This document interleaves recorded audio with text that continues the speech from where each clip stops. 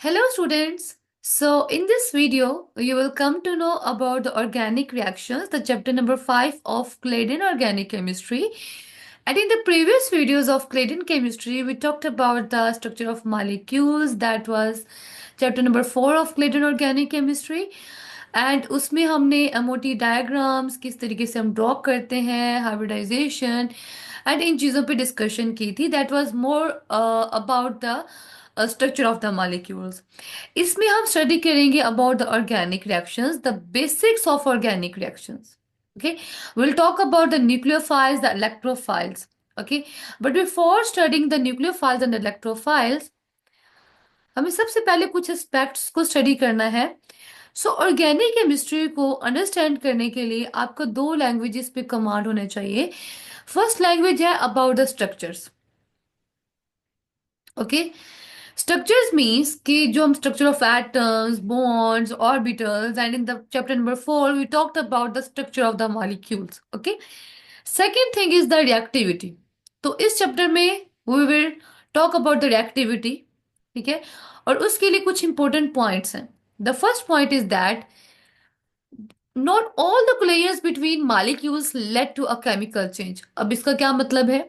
आपको पता है, अगर कुलेयन थ्योरी आपको याद है, सो इन कुलेयन थ्योरी वी से कि मॉलिक्यूल्स को रिएक्ट करने के लिए, फॉर एग्जांपल लेट्स सपोज आपके पास ए है मॉलिक्यूल और बी मॉलिक्यूल है. ठीक है, they if they have to react, तो सबसे पहले उन्हें आपस में कोलाइड करना. ठीक है, अब कोलाइड करने के बाद दो तरह की कुलेयंस होती हैं, सक्सेसफुल कुलेयन एंड अनसक्सेसफुल कुलेयंस. ठीक है, अब क्या चीज है जो कि कुलेयंस को सक्सेसफुल बनाती है और क्या चीज है जिसकी वजह से कुलेयंस अनसक्सेसफुल होते हैं और रिएक्शन नहीं होता है. ठीक है, the first thing is that कि मॉलिक्यूल्स के पास इक्वल टू एक्टिवेशन एनर्जी और मोर देन एक्टिवेशन एनर्जी के बराबर एनर्जी होनी चाहिए. ठीक है, second thing is the orientation कि किस ओरिएंटेशन से मॉलिक्यूल्स कोलाइड कर रहे हैं. क्या जिन ऑर्बिटल्स ने आपस में ओवरलैप करना है, क्या वो एक दूसरे से कोलाइड कर रहे हैं या नहीं. So these are the two important thing that you studied also in the collision theory. And इसमें क्या होता है कि अगर तो मॉलिक्यूल्स के पास एनर्जी इक्वल टू और ग्रेटर देन एक्टिवेशन एनर्जी है और वो प्रॉपरली ओरिएंट कर रहे हैं, उनके ऑर्बिटल्स प्रॉपरली ओवरलैप कर रहे हैं, so they will lead to successful clans.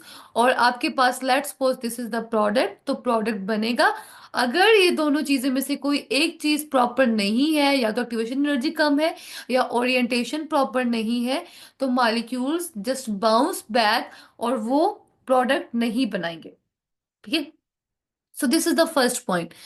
Now the second point is that कि मॉलिक्यूल्स ने फॉर एग्जांपल रिएक्ट करना है या आयोनिक रिएक्शंस है तो उसमें आइंस ने रिएक्ट करना है. सो अगर आप फॉर एग्जांपल, मैं एक आपको आयोनिक कंपाउंड की एग्जांपल देती हूँ कि आप लेट्स सपोज NaCl का सोल्यूशन, ठीक है, और AgNO3 का सोल्यूशन, आप उन दोनों को मिक्स अप करते हैं. ठीक है, अब क्या होगा कि there will be electrostatic forces of attraction between Ag positive and Cl negative, और वहां पे आयोनिक बॉन्ड बन जाएगा. ठीक है, और एक स्टेबल क्रिस्टलाइन लैटिस बनेगा सिल्वर क्लोराइड का, जो कि प्रेसिपिटेट आउट हो जाएगा ऑफ द सॉल्यूशन. ठीक है, and you know Ag positive is electron deficient, it is having positive charge. Cl negative is electron rich, it is having negative charge. और इनके दरमियान में strong electrostatic force of attraction होगी, जो कि हम आयोनिक बॉन्ड में स्टडी करते हैं. लेकिन ऑर्गेनिक रिएक्शंस में बहुत ही रेयर चांसेस हैं कि आपके पास आयोनिक स्पीशीज आपको मिले. ठीक है, एनायोनिक स्पीशी बहुत फ्यू है, और इससे भी ज्यादा कम जो है वो कैटायनिक स्पीशीज हैं. तो नॉर्मली डाइपोल्स होते हैं. ठीक है, now let's take the example of the reaction between the cyanide and formaldehyde. तो cyanide is a charged reagent, it is anion. ठीक है, बहुत कम स्पीशीज है लेकिन कुछ एग्जिस्ट करते हैं anionic, so we will talk about that. अब साइनाइडाइन जो है that is negatively charged. Formaldehyde is not a charge species, लेकिन उसमें डाइपोल्स हैं. डाइपोल मीन्स कि क्योंकि ऑक्सीजन इज पार्शियल नेगेटिव, ठीक है, जिसकी वजह से ये इलेक्ट्रॉन्स को अपनी तरफ अट्रैक्ट कर लेगा, कार्बन इलेक्ट्रॉन डेफिशिएंट हो जाएगा और कार्बन के ऊपर पार्शियल पॉजिटिव चार्ज आ जाएगा. अब क्या होगा कि ये जो चार्ज रिएजेंट है ये इलेक्ट्रोस्टैटिक फोर्स ऑफ अट्रैक्शन के थ्रू इस कार्बोनिल कार्बन की तरफ अट्रैक्ट होगा और यहाँ पर बॉन्ड बनेगा। तो ये जो बॉन्ड बना है ये between ion and dipole bond बना है। लेकिन जरूरी नहीं है कि हमेशा आपको आपको आयन ही मिलेगा, बल्कि ऑर्गेनिक रिएक्शंस में बहुत ही कम स्पीशीज ऐसे हैं जो कि आयोनिक होती हैं। ठीक है, अब अगर हम दूसरी एग्जांपल देखते हैं तो वहां पर सेम फॉर्मेल्डिहाइड है, कार्बन इज इलेक्ट्रॉन डेफिशिएंट, लेकिन यहाँ पे जो लोन पेयर ऑफ इलेक्ट्रॉन्स है ना, तो lone pair of electrons are attracted through the electrostatic force of attraction to this carbonyl carbon. ठीक है, तो या तो नेगेटिव चार्ज अट्रैक्ट होगा या फिर loan pair of electrons will be attracted toward the partial positive carbon. So therefore charge attractions bring the molecules together क्योंकि उनके दरम्यान में force of attractions create हुई। So second thing is that to form the bond, to form the organic reactions, this is the second point। ठीक है, now the third thing is that कि sometimes ना तो कोई डाइपोल्स होते हैं ना कोई चार्ज स्पीशी होते हैं, फिर भी रिएक्शन हो रहा होता है। इसका मोस्ट कॉमन रिएक्शन आपने in your second year first year you have studied about the addition of Br2 to alkene. ठीक है, बल्कि एक टेस्ट है जिसमें हम देखते हैं कि डबल बॉन्ड प्रेजेंट है या नहीं है, क्योंकि अगर तो ब्रोमीन का कलर ब्राउन कलर डिस्चार्ज हो जाता है तो इसका मतलब है कि उसमें अल्कीन प्रेजेंट है, क्योंकि वहां पे ब्रोमीन की एडिशन होगी टुवर्ड द अल्कीन। लेकिन कभी आपने सोचा है कि दिस इज द अल्कीन, ठीक है, और Br2 it's a non polar molecule. ठीक है, ये तो नॉन पोलर मॉलिक्यूल है, इसमें तो कोई भी डाइपोल नहीं है, इसमें तो कोई भी चार्ज नहीं है, तो ये रिएक्शन कैसे होता है? अब यहाँ पर क्या होता है, बेसिकली यहाँ पे कोई भी इलेक्ट्रोस्टैटिक फोर्स ऑफ अट्रैक्शन के थ्रू बॉन्ड नहीं बनता। ठीक है, यहाँ पे बॉन्ड कैसे बनता है बेसिकली कि जो जब भी Br2 इस अल्कीन के करीब आता है तो यहाँ पे जो पाई इलेक्ट्रॉन्स हैं जो कि बहुत ही लूजली हेल्ड होंगे, because these pi electrons these are formed by side overlap, तो उनकी एनर्जी भी ज्यादा होती है। ठीक है, अब क्या करते हैं कि इस Br2 is a non polar molecule. Br2 क्योंकि दो सेम एटम्स के दरमियान में बॉन्ड है तो ऑब्वियसली इसमें तो कोई भी पोलर पोलैरिटी प्रेजेंट नहीं है। ठीक है, तो कैसे बॉन्ड बना है? अब यहाँ पे एक्चुअली क्या होता है कि जो Br है, one of the Br atom, obviously दोनों Br एटम, उनके पास सिग्मा स्टार ऑर्बिटल जो है वो एम्प्टी है। ठीक है, एम्प्टी है। अब इनमें से जो एक सिग्मा स्टार ऑर्बिटल है, जब ये Br2 will come closer to the alkene, will come closer to alkene, तो क्या होगा कि जो इलेक्ट्रॉन्स हैं वो basically pi electrons will interact with the sigma star orbital जो कि एम्प्टी है। ठीक है, तो यहां पे अब ऑर्बिटल्स का इंटरेक्शन होगा आपस में। क्या होगा कि जो पाई इलेक्ट्रॉन्स हैं that will interact to the empty sigma star orbital, ठीक है, ऑफ द ब्रोमीन। तो जब एक दूसरे से क्लोजर आएंगे एंड वहां पे क्या होगा कि पोलैरिटी इंड्यूस्ड हो जाएगी। ठीक है, एक पे पार्शियल पॉजिटिव चार्ज आ जाएगा, एक पे पार्शियल नेगेटिव चार्ज आ जाएगा। उसके बाद क्या होगा कि जो पाई इलेक्ट्रॉन्स हैं that will shift from this pi orbital to that of the sigma star orbital जो कि एम्प्टी है। ओके, तो यहाँ पे ऑर्बिटल्स का ओवरलैप हो रहा है जिसकी वजह से मॉलिक्यूल्स का आपस में बॉन्ड बन रहा है। ठीक है, और यहाँ पे कोई भी electrostatic forces of attraction between the charges नहीं है। ठीक है, और अब क्या हो रहा है कि due to this bond molecule is like जो प्रोडक्ट है that will be more stable. क्यों? क्योंकि ऑब्वियसली यहाँ पे जो lone pairs, you can say not lone pairs, यहाँ पे जो Br है obviously that is greater size, उसके पास ज्यादा इलेक्ट्रॉन्स हैं, इलेक्ट्रॉन इलेक्ट्रॉन रिपल्जन्स हैं, तो उसको मिनिमाइज किया जाता है थ्रू दिस ऑर्बिटल इंट्रैक्शन। ठीक है, और क्योंकि जो इसके इलेक्ट्रॉन्स हैं that are shifted from the pi orbital to that of sigma star orbital, तो यहाँ पे जो बॉन्ड बना है that is due to orbital overlap.